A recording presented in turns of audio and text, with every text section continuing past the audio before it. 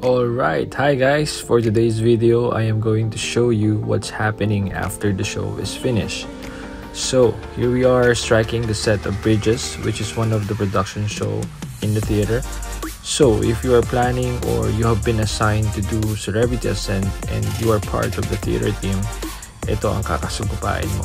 It's more on lifting, tulak, at diskarte kung paano mo mapapagaan ang trabaho ng ligtas. Well, number one dyan is teamwork.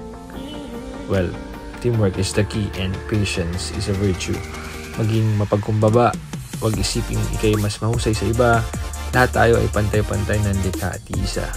Yung kung kaya mong gawin, kaya rin nila. Kaya maging mapagpakumbaba at huwag isipin na angat ka sa iba. Pero minsan, hindi talaga may iwasan na may mga magagaling, pabida at mapanlamang sa kapwa. I am talking about in general sa realidad ng buhay, regardless kung anumang nationality yan. Minsan, mas mainam pang gumawa ng tahimik kaysa sa maraming ulo na magagaling na hindi tiyak ang gagawin. Well, that's all for now. Good vibes only.